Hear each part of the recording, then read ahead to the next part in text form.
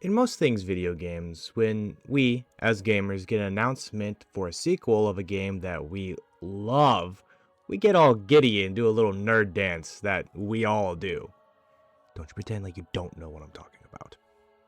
Even more for games that have the number 2 in it. This is the sign that the first was successful enough or revolutionary enough to warrant the devs to double down. And the number 2 is often a sign that we have the start of a franchise. This is how we get games like Halo 2, Red Dead Redemption 2, Baldur's Gate 2, Mass Effect 2, Borderlands 2, Diablo 2, Call of Duty 2, Kingdoms of Heart 2, Dead Space 2, God of War 2, Fallout 2, Uncharted 2, Assassin's Creed 2, and The Last of Us Part 2. With the simple number 2, we expect some things. More innovation, a continuation of the story, and the expansion of the characters that we grew to adore in the main installment. A broadening of the world, as well as keeping the things that made the original unique, but pushing the bounds to new heights. The addition of the humble number 2 is something that just makes all gamers smile. Unless... Hello there. If you're new here, welcome. I'm the Archangel. If you're returning, stop asking for the goddamn Red Dead Redemption 2 playthrough video. I'll fucking get to it. You know who you are. In this video, I will be playing this heap of shit that somehow was able to weasel its way into a red trench coat. I know I'm not supposed to give my opinion this early in the video, but fuck! In this video, I will be playing Devil May Cry 2. I will be playing as a casual player, looking at game mechanics, music, or story, as they come up or as I find things of that interest me. I played the Steam HD collection that was released in 2018. If you guys would like to grab your own copy, I do have a G2A code in the description. At the time of writing this, Steam has the game on sale for something like $10 when it's normally $30, and it's $7.50 on G2A. This helps support the channel and I really appreciate it. This is a spoiler warning as well for Devil May Cry and Devil May Cry 2. I, by some blessing of a higher power, have never played this game until now. I skipped 2 and went straight to 3 on a recommendation from one of my best friends. Jack, if you're out there watching, thank you. We started our first YouTube together, actually, years ago. Don't try to find it. So I went into this game completely blind, only knowing everyone hated it, so I guess not blind, but yeah. If you like this kind of content, please feel free to like and subscribe.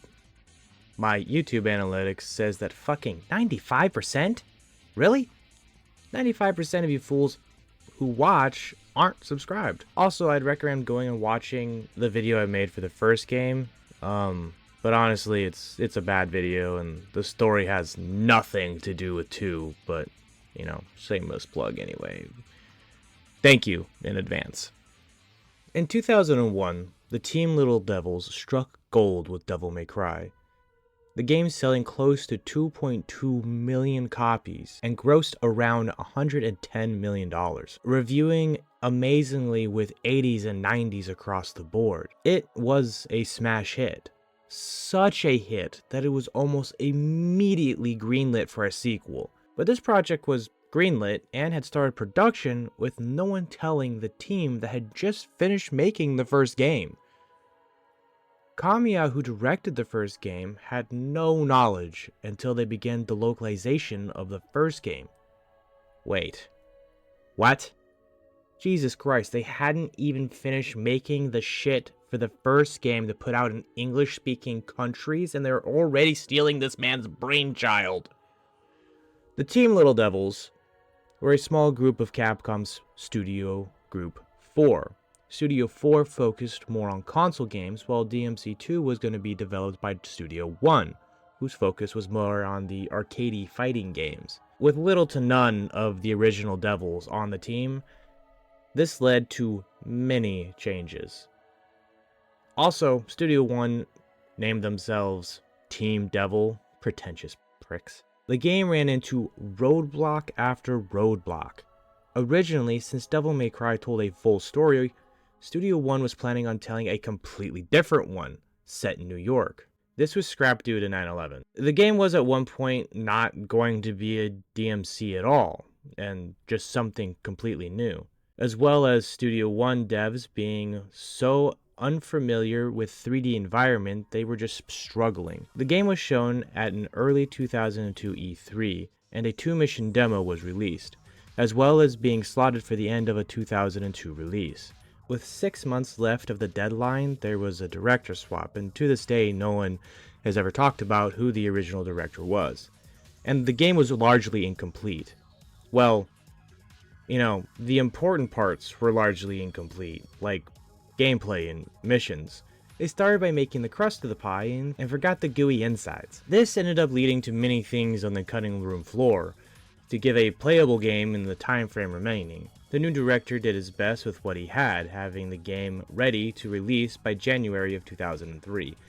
I couldn't decide if I should put this here or in my conclusion, but new director, it's Sunso, asked to work on DM3 immediately after development was done with Devil May Cry 2, saying, "I don't want this dog shit to be my legacy."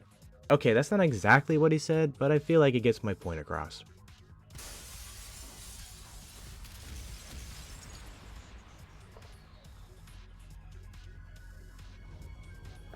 After selecting new game, we get right out into this cutscene, where the narrator cliff notes the first game's opening scrolling dialogue.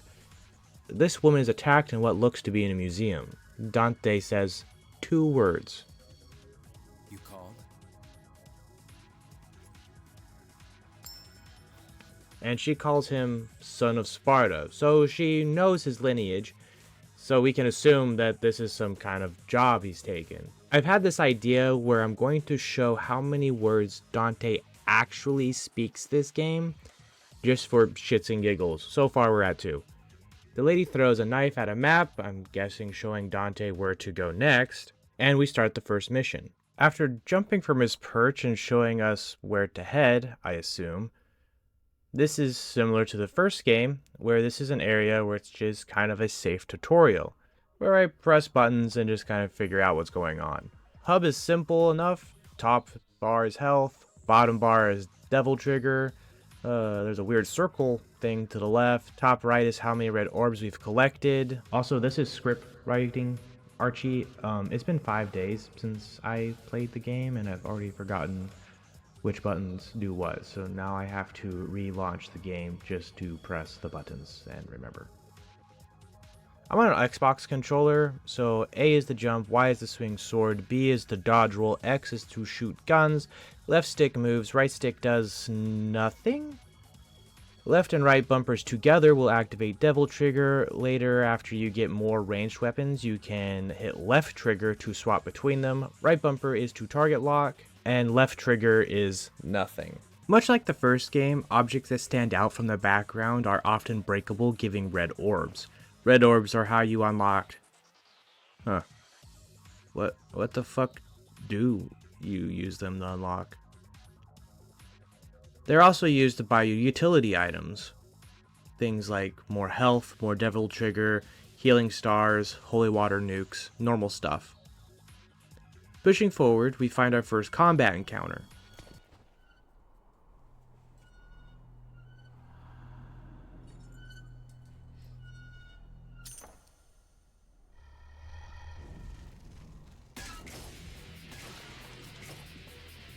I love the design of these demons, the rotted corpses of tortured men hung in these metal spiked cages.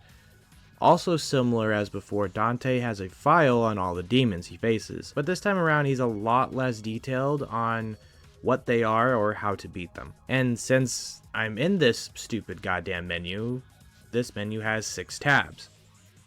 Really, you're only going to need the bottom one to exit and go play Devil May Cry 3. First is the items, where you can go to use any utility items that are stored from either purchasing or finding them in the world. Your first playthrough, you'll probably never use this tab. Second is equip. There are 6 devil arms for Dante, 3 swords, Rebellion, our standard sword, Merciless, a slightly longer sword doing less damage, Vendetta, a slightly shorter sword doing more damage, and 3 ranged. Handguns? Don't you dare disrespect Ebony and Ivory like that ever again. A shotgun and a rocket launcher. There is also this amulet tab. Oh, this is the weird circle thing that is next to the health bar. The amulet has different gems that you can find throughout the game that have different effects on your devil trigger. These are called devil hearts. The top one are for movement, changing what you do in the devil trigger, like moving faster or flying. Second is the attribute, changing the damage type of your attacks. And the last is support, doing things like healing faster or more damage. Neat little concept. Hate how it's implemented, but it's a neat concept. And you just kind of find these laying around. It would have been way better if they were a reward for beating bosses for a corresponding gem. Aerial Heart, you fight a demon that flies. Flame Heart, a fire devil, that kind of thing. Moving on, we run into a wall with a door, forcing us to jump over it. The level design now has a little more depth compared to the first one, showing us some roofs can be reached and moved on. I find the Time God statue where I can upgrade mid-mission. This is also a transfer from the first game. What in the name of some sort last minute shit is this? Do we remember the menus from the first game? How unique and interactive they were? This is just sad. Here we can upgrade the weapons we have. I think it just upgrades the damage of the weapons, since there's not really other things to unlock. I forgot to mention that the upgrades that you had to earn in the first game, yeah, you already have them here. Things like double jump and fucking air raid. Air raid in the first game was just a cheat code. Everything dies. But you had to save up for it. But here, you just have it unlocked.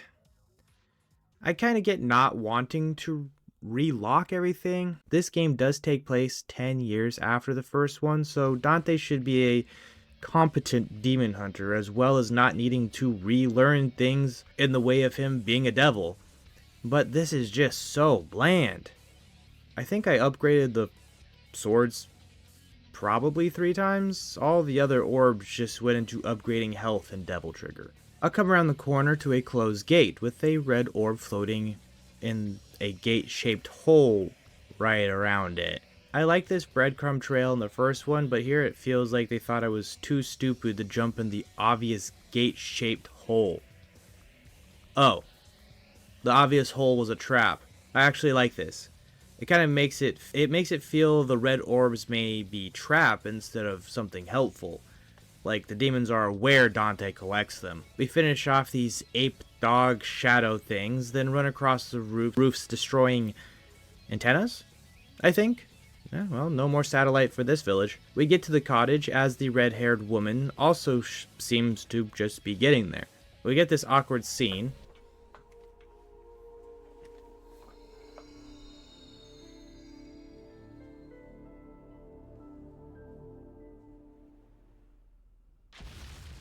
And then the building blows up. Where's Mathieu? Mathieu? Mathieu? Good grief. They really made a big mess, didn't they?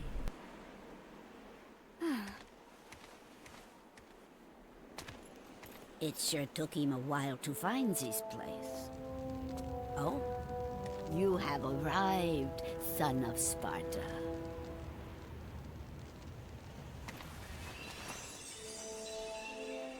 You knew him? Oh, yes. We are the guardians of this land, Vidumali. Our clan once fought against the demons with Sparta, son of Sparta. We must ask this favor of you. You see, there's a man who's transformed our land into a demon's paradise. His name is Arias. And although he is the president of an international public corporation, he uses the demon power. Please, deal with Arias and his master for us. Looks like it's your lucky day.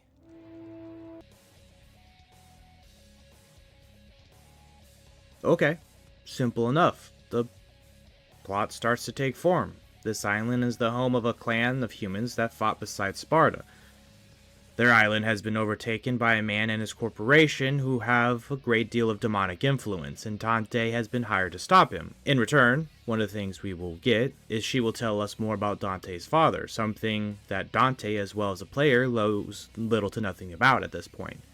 A trope I have always liked is the coin flip to make decisions in life. I personally do this all the time. If I'm unsure or simply do not care, I will flip a coin and let fate or chance or destiny or whatever you want to call it decide.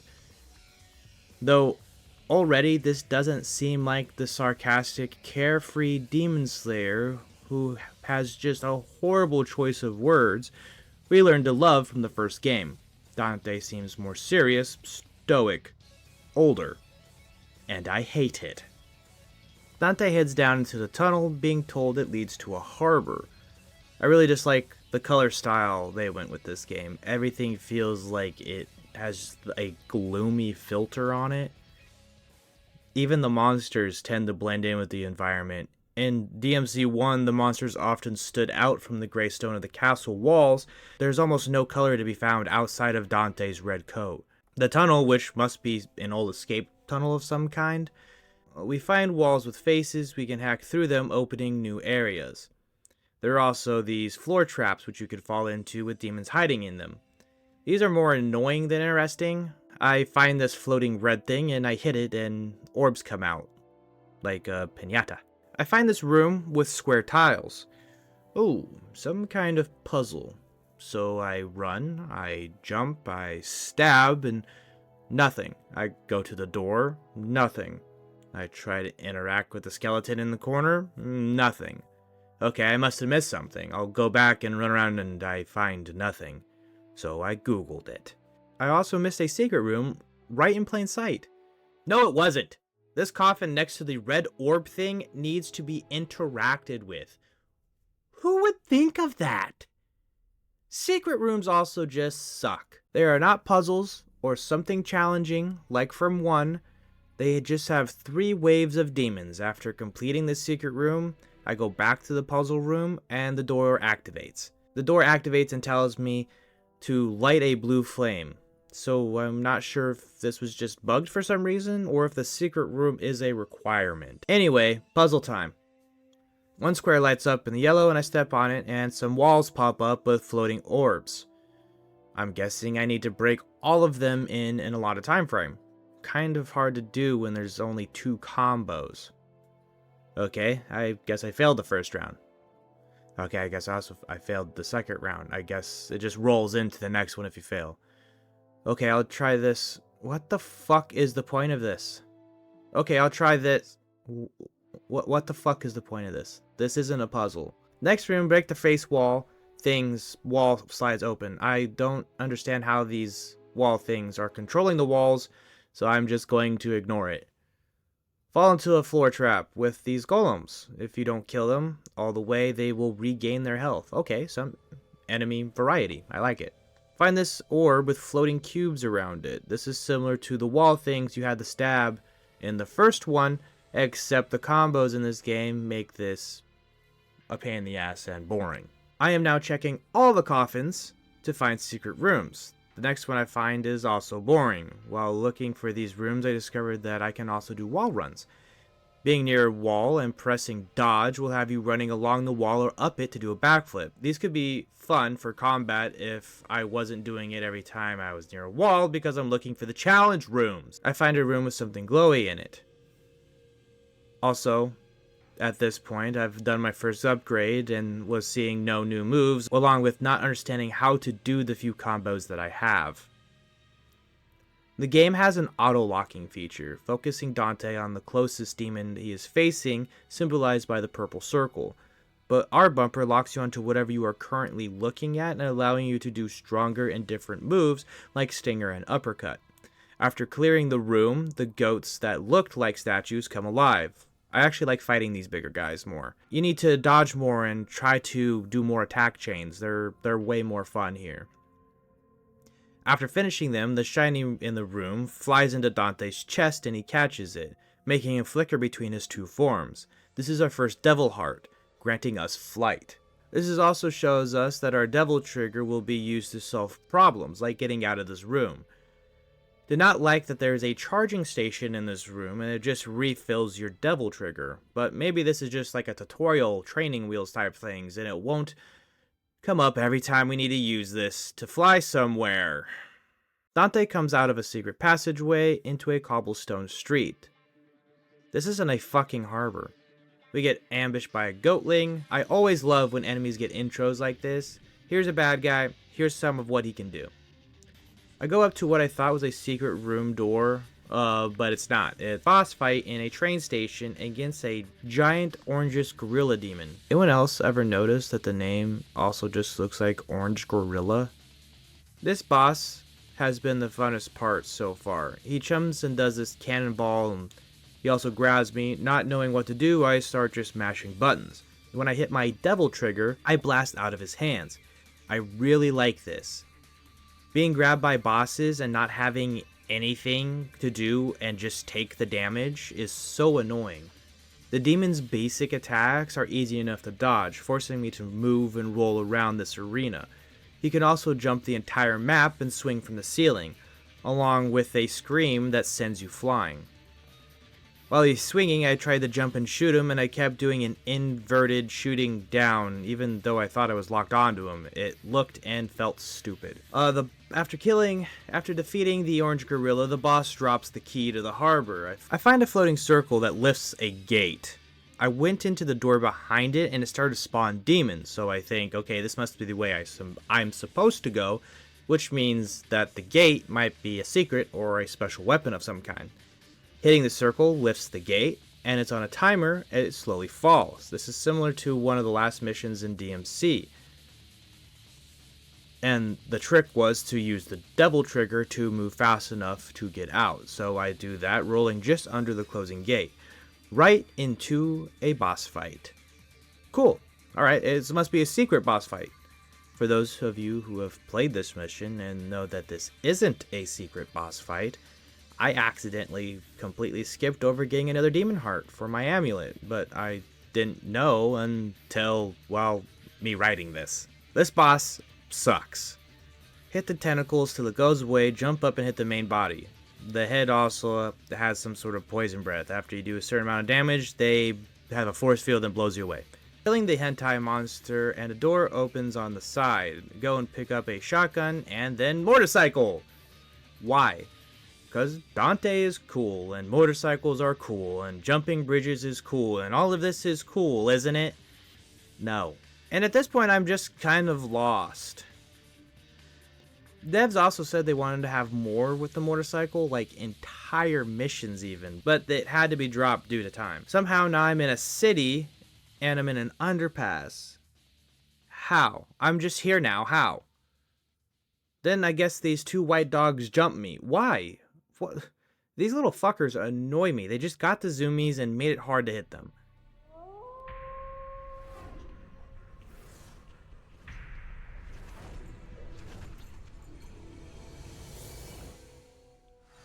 Oh, he's cool. He must be some kind of hunter that sent his dogs after me. That will be a fun boss fight.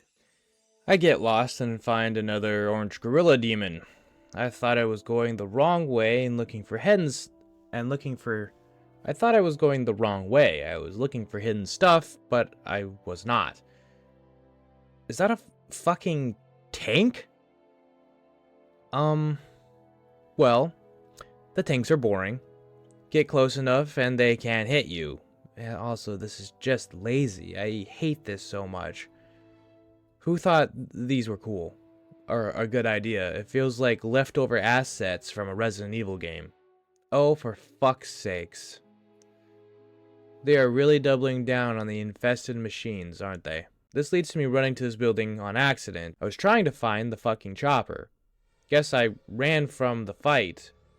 I guess I ran from the fight, so I just started climbing the tower. And I suck at platforming, and this felt like platforming. As I'm struggling to climb the tower, the chopper begins to follow me up into the building, and as a fire begins to engulf it, putting more pressure on me. When I get to the top, this happens. Then I fell. Upon reaching the roof, the chopper is magically alive again, because the whole thing is a boss battle / chase sequence, I guess. So I kill it a second time, but nope, run up and climb this building. The climbing of the building is cool, just to see this 3D space they have made. But I hate trying to find where I'm supposed to jump and hit these just shit camera angles. Getting to the top of the building has your final showdown with the... Did it just fucking hit me off the tower? Trying to get back up and doing these precision jumps while rockets are fucking coming at you just it isn't challenging, it's just frustrating. Oh wait. I could just use double trigger. The chopper shoots guided missiles and a machine gun at you. Missiles chase you while a machine gun is normally just shooting off into nothing. I unload my pistols just to build devil trigger, then I air raid. As I almost die, I just pop my devil trigger again, transforming into this giant devil, much like the form from the end of the first game, and I just rip the remaining health away. But I have no idea why or how I got this super devil form. Then Dante jumps off the building I just struggle to climb. We land back where we were before, where we get a cutscene of this building coming alive.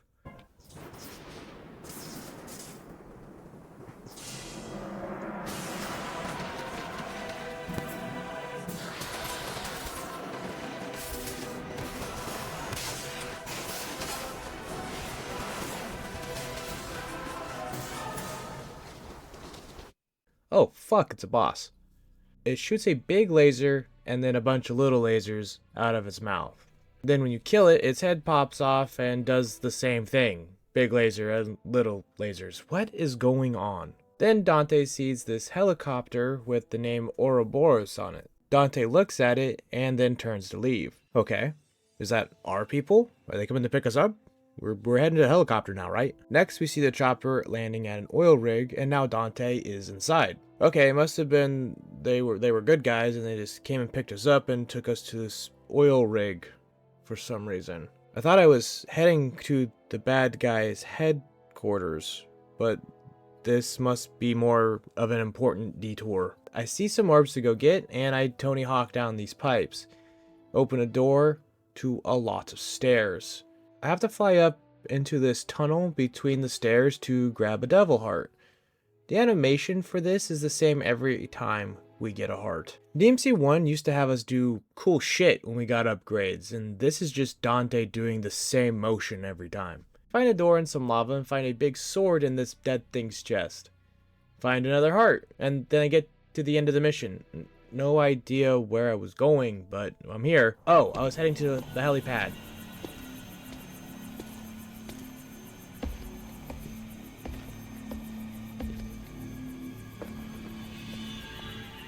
Well, what have we here? Do you have to ask? Maybe another time.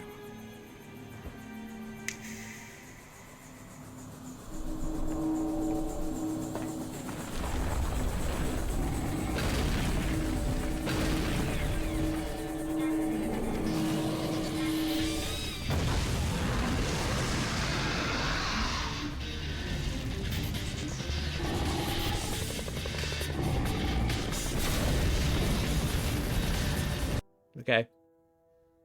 So, that guy must be evil. He summoned a bull demon right in front of us, and he took off in the chopper, so it must not be mine, I guess.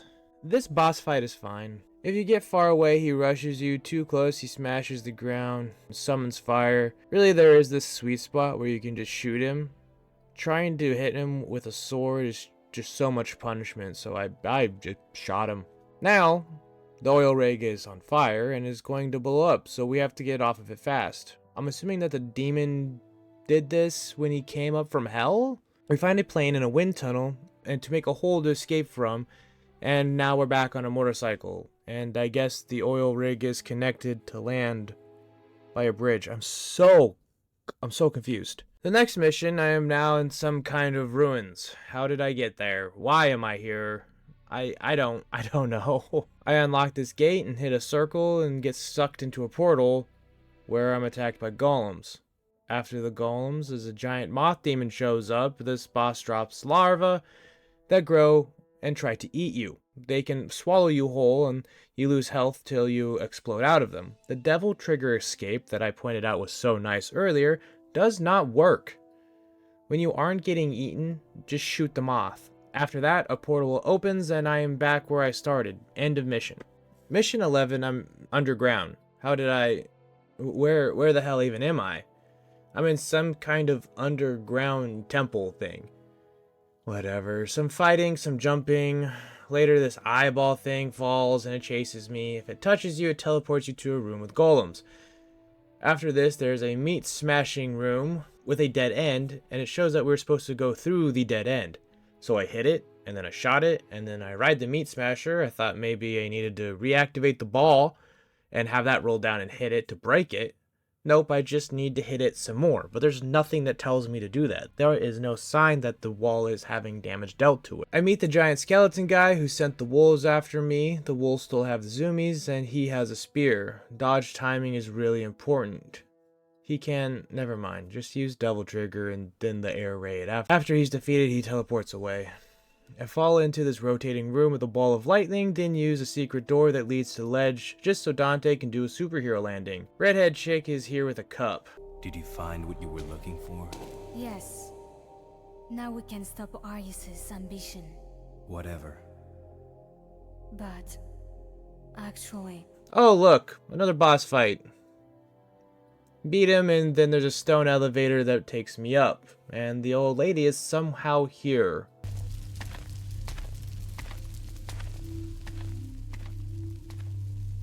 It seems you have obtained the final arcana. What the fuck is an arcana? It's I have a from my cup. daughter.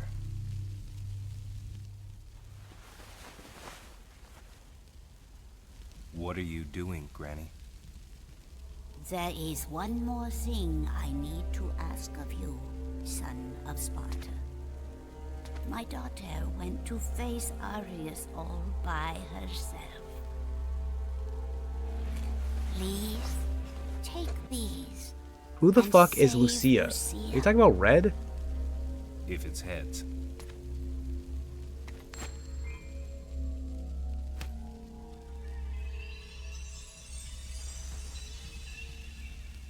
Your lucky streak continues, Granny. So, Red ran off to fight the big bad guy, and now we have to go save her. Somehow, we end up where the bad guy and Red are. I'm assuming we rode a motorcycle there. That man is going to bring me the arcana shortly. You will live to see that.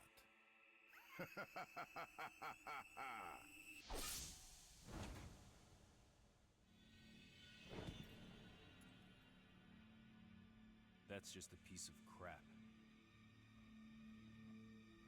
Oh, arcana. Here's another 3 for you.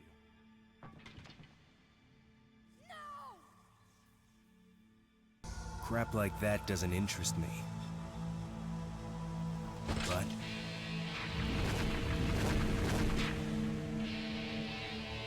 your swan song will. This boss fight is easy. Just chase him around the room hitting him. After beating him, he says something about he must transcend. Then tries to kill Red and blows up the building, and Dante jumps out of the window to save himself and her. Red tells us that she was actually created by the bad guy. At this point, it just seems random. by him. Every hero has a weakness. But the ritual was activated because of me. There's still time. We have until the sun is completely eclipsed. But how are you going to enter the building? The entrance is... Where there's a will, right? We now have to re-climb the building that we just jumped out of. First, we have to find the back door. I run around and hit these orbs and open up this fleshy portal thing that shoots into the sky and summons... Phantom? This fucks sense. Oh my god. This fucking sucks since the auto target locks onto his face and we need to hit him on the tail end while he's standing on his back and his tail is out, leaving his ass exposed. Then you have to fight waves on a time limit to open the portal. This takes you into the building with the bad guy in it. This is where I figured we were going from the very beginning, but we went all over the place to the oil rig and I don't know, dude. Climbing the building, we find these heart things. As we put them in the doors, the building warps more and more into a hellscape. We fight the skeleton and the wolves again, open a door, and get an awkward camera thing, and now I'm somewhere else.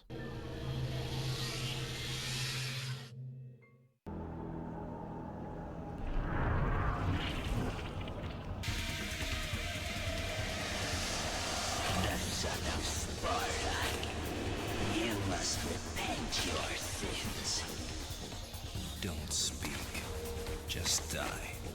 This boss has 3 different heads with 3 different types of damage, ice, electric, and fire. When the head comes in to attack you, you'll have a chance to deal damage back. After so much damage, they will rejoin. This is the time to use air raid to deal massive amounts of damage to the health. This boss fight had way more potential if it was in a bigger arena, and maybe if I had to fight each head for longer, forcing me to switch my devil hearts and my amulet to deal the correct kind of damage to them. After defeating this final guardian, we face off with this discount Vegeta one more time.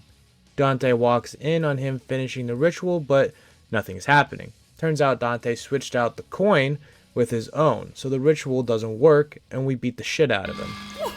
What's going on? Is there a problem? You! Is that the medallion? False coin for a false god. Showtime.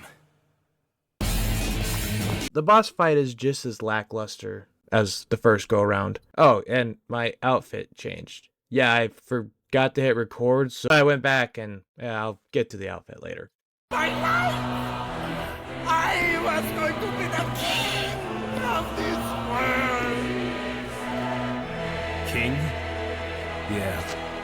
Here's your crown. After finishing off the wannabe god, Red forces Dante into a standoff, saying she needs to be destroyed. When a portal opens to the underworld, she volunteers to go and close it since she was created and feels like her life is expendable. Dante says, let's flip a coin for it. Let's leave it to fate.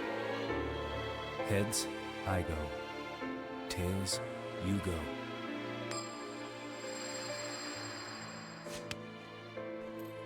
See you around. Don't you want to hear the story about Sparta from Mathieu? I know. He did the same thing. Hold on to my coin, Lucia.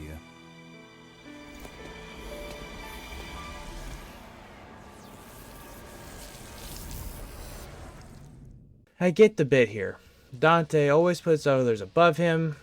He follows in his father's footsteps and goes to hell to keep the demons at bay. I feel like this part was kind of a shoo-in though. We need an honorable sacrifice so he seems really heroic type of thing.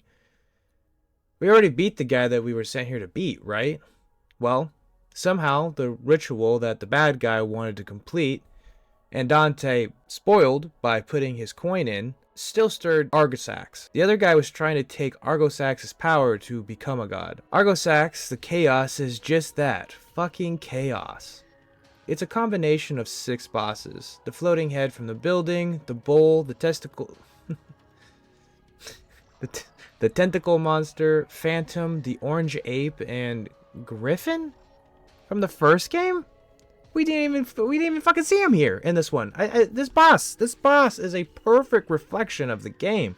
Just a bunch of shit stuck together with no real rhyme or reason. Alright. Argosax is dead. But wait. There's more. This boss is actually really cool, and I feel it should have just replaced the fight before it completely. The despair embodied, though I have no idea where or how it ties into the story, has a female and a male form. The male form is fighting in close with a sword, and the female fights from a distance, using a whip and these shards, keeping me on my toes, and I have to dodge and time my attacks.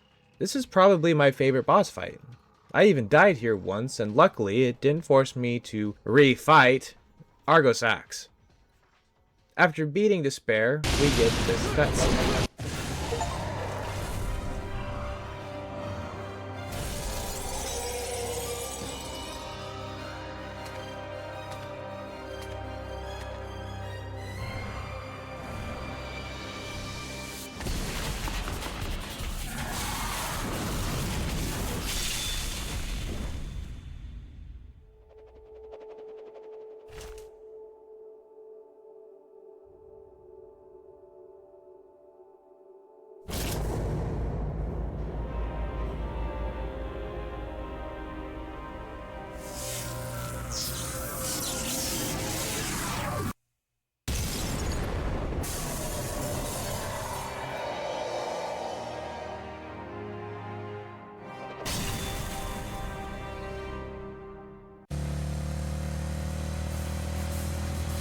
Yeah, let's go all the way to hell. Please, dear God in heaven, somebody tell me I'm not the only one who said out loud, jackpot, and was extremely disappointed that Dante was silent. Like, it was the perfect build-up to that line. And honestly, I probably would have forgiven the game for everything if they had just not blue-balled me right here. Alright, so, to answer the questions that I always... fuck. There's a second disc. According to the devs, many players were upset in Devil May Cry 1 that you couldn't unlock or play as Trish. So, to appease these people, they gave us Disc 2. But also, Trish. You can unlock Triss after beating the game with Dante on hard, or by holding L3, L1, R3, and R2 until the sound is heard. Which is what I did, since there's no way in hell I'm playing this game more than I have to. But yeah, you can unlock her and play through either storyline. If you're new here, I am the Archangel. If you're returning, I'll make you guys a deal.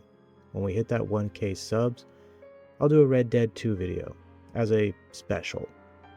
In this video, I'll be going over Disc 2 of Devil May Cry 2, talking about story, mechanics, music, and anything else that catches my eye. Spoiler warning for Devil May Cry 2. Anyway, I'm going to jump right into the story. If you'd like to hear more about the development, go watch the Disc 1 video. Disc 2 starts the same way Disc 1 did, with Lucia in a museum and Dante dropping in. Pun intended. And we are just given control of Red to run around this little village, and no real direction. Once again, I am annoyed that the color of the doors are not color-coded to know what you need to do to unlock them, but this one does tell you to collect 45 orbs to unlock it. I realize right away we are going the opposite direction that Dante did, where he exited this door and we are entering it. And we get our first taste of combat with Lucia. The controls are all the same, just instead of guns she has throwing daggers, and that will get a few variations, and she uses the Kalasi, these curved blades. I like the design of everything here so far. It is the same, but different. Same, but different. This level is also just the first level with Dante in reverse, and with slightly different enemies, having the golems towards the end where we didn't encounter these until the second mission with Dante. After reaching the tower that Dante jumps from, in his intro, Lucia enters and finds a devil heart, protected by 2 goatlings. Another demon that we didn't run into until much later with Dante.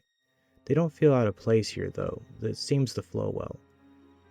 The heart hits Lucia in the chest and we see her flickered between 2 forms. She also seems to be a devil, and a young one by the looks of it. She shows pain when hit by the heart, where Dante just caught it and moved on. I also kind of just glossed over it the first video, but she does say that she is from devil blood. But in that half, I never saw a reason to think much of it.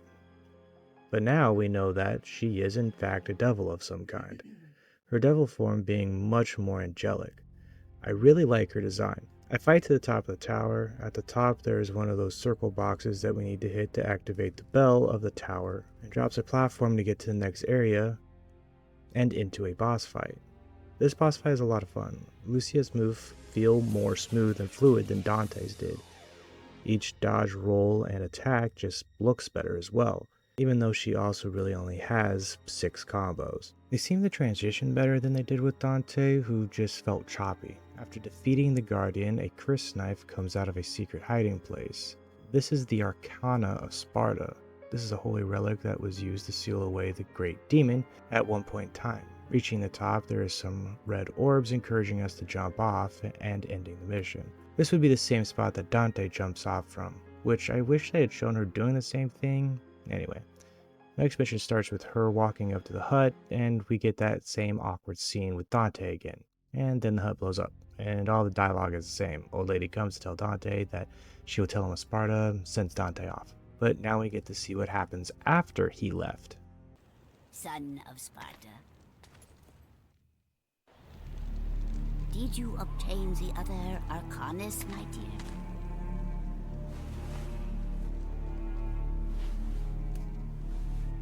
Here is the bastone. Now we have only one piece remaining. I believe that it is in the ruin. I know.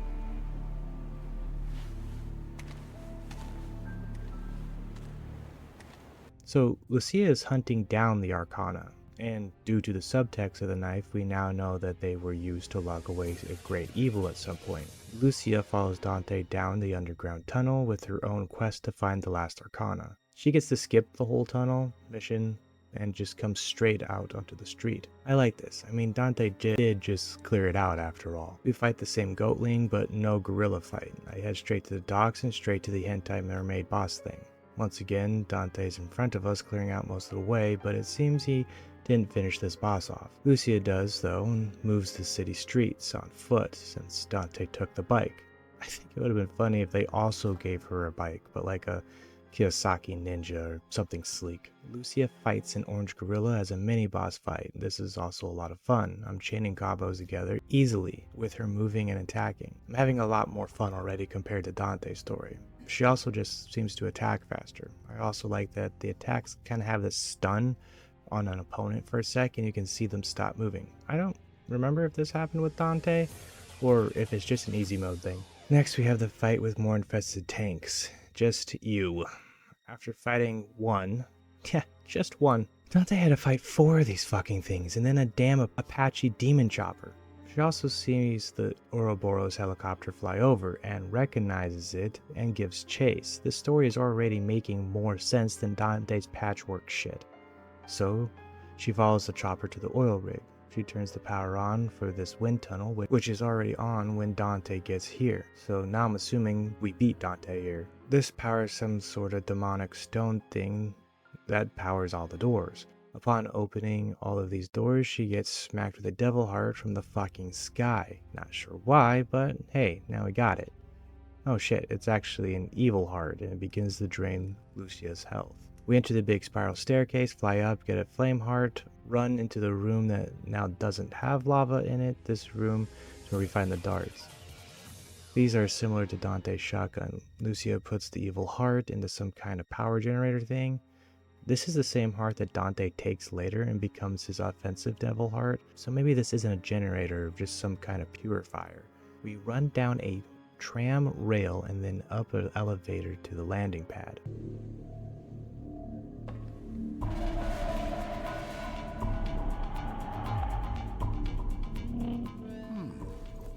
Well, well, it appears that the defect is back.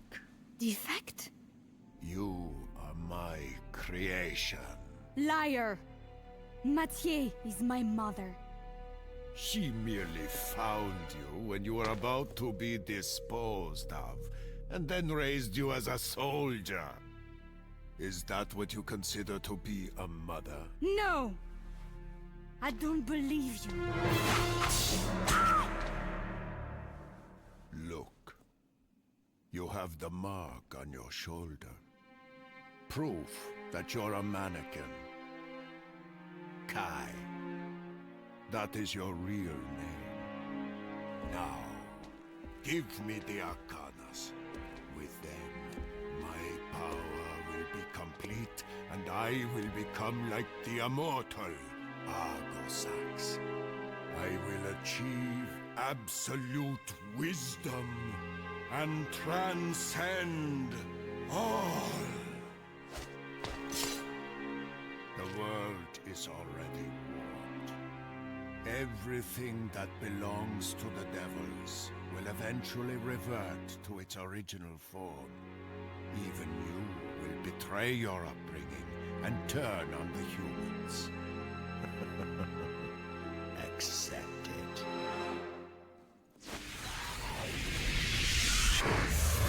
Holy fuck. That was way more story than almost the entire Dante disc. So this guy can make sentient demon mannequins somehow, and Lucia is one of them. Rescued and raised to fight for good. This is a great reveal, and the foundations to a great story arc. Anyway, he blasts us into the moth demon fight thing. After defeating it, a portal opens to an underground ruin, and Lucia has a moment to reflect on the world-shattering information she was just given. I was created? That's why I have this ability. Someday I'll attack humans. I have to go. Damn, that is some heavy shit. We are now in the underground temple area, but this time it's filled with water. Find the blowgun for underwater combat, which I'm going to try to not use. I'm not a fan of underwater areas, but at least this time I'm not forced to have it in first person like the first game. On my way through the water temple, I have this area that was a challenge spike. I need to hit these orbs while underwater and being attacked by the skulls. It's a nice little challenge, which leads into platform jumping I actually appreciate because this is forcing me to use the platforms and not just letting me fly up. I hit these orbs and close the door that blocks the current that was stopping me from going down a well. Down this well is where I find a boss fight against this giant demon fish. This fight is hard. Not because the boss is hard, but the combo of the fixed camera and the fact that it has some kind of camouflage, making it so you can't target it. The two things together are just frustrating. After defeating the death fish, the door opens and we swim out, running into blades, since, you know, it's a water section and we need our reptile water enemies, and I come to this statue. I jump around a bit, trying to figure out what I'm supposed to do. Looks like I could climb it. This is probably my biggest pet peeve of the game at times. It just gives you no real direction. Not even like a zoom to suggest I should go interact with this statue. Anyway, interact with the statue and it shoots a fireball at you. Reflect it back 3 times for each diamond on it, and it crumbles, allowing the water to flood the area and for us to swim up. Swim through some tunnels, find a stupid hit the circle thing. Oh, the stupid circle thing turned into a water jumping thing. I like this. Layers. Enter a room with another boss fight. This is the same as the boss from the beginning that was guarding the Arcana, but this one is red. This boss was also fun. It's a little harder than the last one, but again I'm dodging, rolling, and chaining attacks. There's also these lasers that shoot out of the wall, which adds another layer of difficulty, and I find myself adding extra dodges and rolls to avoid those as well. Dropping this protector of the Arcana, the last piece is Lucia's the claim. Then this emo fuck drops in, and now we get this cutscene that makes way more sense. Well, a lot of things are actually making more sense. Lucia gives Dante the chalice and heads to kill the man who created her.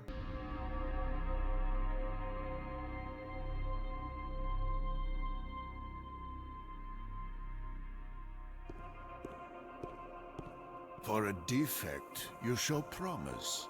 But did you really think you could deceive me? Have you come back to me, Kai? I'm Lucia.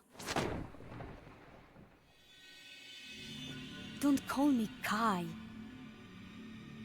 Then why did you come here? Let me guess. You seek my death. Die! God, this story is just so much better with her. And that outfit isn't unlockable if you beat the game on Lucia Must Die difficulty. So we beat the brakes off this guy, but somehow the cutscene he says we lose. I think this should have just been an unbeatable fight, because getting his health par to 0 and then being told I lost is bullshit. Anyway, Dante comes in and does his White Knight shit and the building explodes.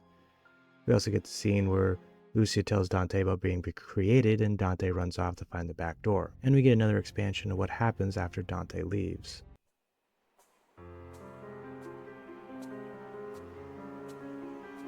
Mother, Yes, it is true that we are not tied by blood. But our ties are bound by history and experience, which is much deeper than blood. Now go.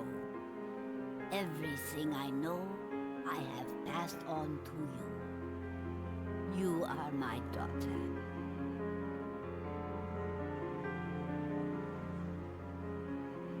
thank you, Mother. This again is really deep. The old lady is admitting to what the bad guy is saying is true, but their bonds of history are just as strong, if not stronger, than blood. And Lucia just accepts this, which I like. I feel like the trope of a character finding out that they're adopted and they just throw a fit about being lied to or just fly off the handlebars is just fucking stupid. That person chose to take you in, and they chose to try to make your life better, and Lucia sees this. She knows that she was created for evil, and her adopted mother saw that she had potential for more than that. Also, why the fuck does this support character to Dante have a better story in his game? Anyway, Lucia goes through the same steps to open the back door, hit the circles, kill Phantom, fight the timed wave, go into the building and grab the hearts that twist the building, fight the tri-headed boss. Which all seems odd, seems how Dante should be just a few moments ahead of us. We get to the main boss at the top, we get the cutscene of him doing the ritual, and then there's an explosion. And now we're outside with Dante. In the post-boss fight scene. I'm not sure how I thought they were going to do this, but this wasn't it. We get the standoff and the portal opening and Dante sacrificing himself. Oh, and Arius somehow still got the power that he wanted, kinda. I also really liked the design of this boss, and the fight wasn't horrible. Confused on how he got the power still. Anyway, we give him an ass kicking and he goes into phase 2, which is a lame fight. Somehow we still got Argax's power. I feel like this negated us beating him in the tower altogether. You must not worry, my dear. I am sure that he will return. Everything is just as it was with Sparta.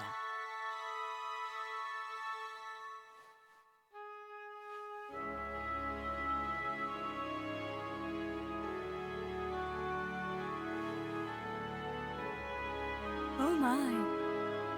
What is it, my dear? Both sides are heads. Heads, I go. Tails, you go. It tricked me. That macho.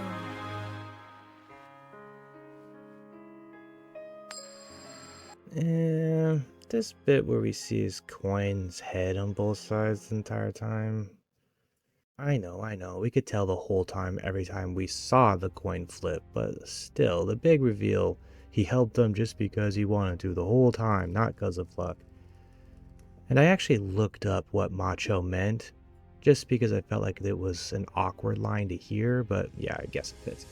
Then we get a short credits and a post-credit look of Lucia in Dante's shop flipping his coin. Upon hearing a motorcycle rev, she drops it and runs outside, the whole thing implying that Dante is back. Wow. This game, this is the game that should have been on disc 1. This is the game that Team Devils made. I am so mad at Capcom for making me play this game backwards. This should have been the main story, and Dante should have been on the second disc or an unlockable. Or they should have done it like ODST did and play to a point as Lucia and then have a timestamp on it. And then you have to play as Dante, bouncing between the two characters, getting the full story. Okay, I guess ODST didn't come out till 2009, so that couldn't have been an idea yet, but Halo 2 also told 2 stories at the same time, and it only came out 1 year after this. Also, the fact that there is so much good lore here that is barely touched on, like the island is where a cult of devil worshippers started, and they learned how to borrow demonic powers, which I guess ties into some of the stuff in DMC4 in a way. So, Devil May Cry 2 came out to mixed reviews, but mostly negative, for most of the things that I bitched about in this video. The game was too easy, bosses were boring, no real puzzles, kind of losing the mashup of things that made the game so good to start with. While people complained about Lucia's missions were recycled from Dante's, I taking the stand that Dante's were recycled from Lucia's. Lucia's is the main antagonist in this game. She has the story, she has the character development, but yeah, it's just recycled shit for both discs. The game barely reached overall 6 or 7s on most critic boards. Although a critical failure, it was a top-selling game in the UK at least, and sold 1.4 million copies by March of 2003, and reaching a gross sales of 85 million, falling short of even its predecessor's 110 in its release year. So was Devil May Cry as good as I remember? Is it worth playing today, and is it worth the price tag? Considering I never played it, I'd say that I'm glad I didn't waste my time on it then. And I definitely would not recommend to play it today. I'd honestly tell anyone wanting to play it to just play Lucia's first and Dante's if you really wanted to. The price tag? The DMC HD collection is $30, so this game is $10 in my opinion. I guess it's a $10 game. Plus the other two are so much better, so they outweigh this shit.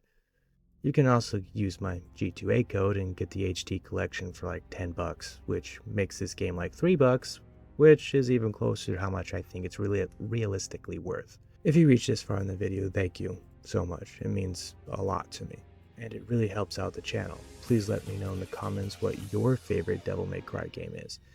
And remember to like and subscribe. And like I said at the beginning, when we hit the 1K sub, I will do a Red Dead 2 video, and I'll even stream the whole thing over on Twitch. Also, if you feel like you'd like to support outside of YouTube, the G2A link is a great way, as well as my Patreon link, both in the description below.